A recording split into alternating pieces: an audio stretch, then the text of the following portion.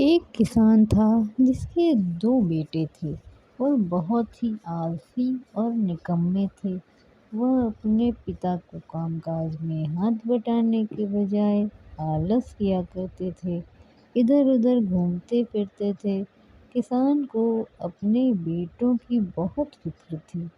वो सोचते थे कि मेरे मरने के बाद इनका क्या होगा, यह अपना पेट कैसे भरेंगे, अपने परिवार को कैसे संभाल पाएंगे।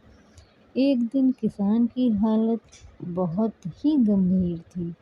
कहने का मतलब किसान मरने की हालत में था। तभी किसान ने अपने दोनों बेटों को बुलाकर उनसे कहा कि हमारे खेत में एक खजाना गड़ा हुआ है, लेकिन वह किस जगह है उसकी जानकारी मुझे भी नहीं है। लेकिन खोदने के बाद तुम्हें वो खजाना मिल जाएगा। इतना कहकर किसान भगवान को प्यारे हो गए। खजाने की खबर सुनकर दोनों बेटों के मन में लालच आ गया और वो दोनों खेत पर चले गए और खेत को खोदने लगे।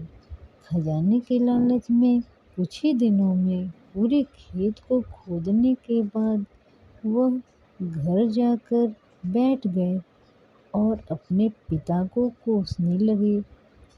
इसी तरह कुछ महीने बीत गए और वर्षा ऋतु का आगमन हुआ। किसान के बेटों के पास पेट भरने के लिए सिर्फ एक ही जरिया था, वह है खेती। तब बाकी किसानों की तरह किसान के बेटों ने खेत में बीज बोने शुरू कर दिए। वर्षा का पानी पाकर वह बीज अंकुरित हुए और देखते ही देखते खेत लहराने लगे। ऐसा लग रहा था कि हवा की झोंके से लहरा रहा था।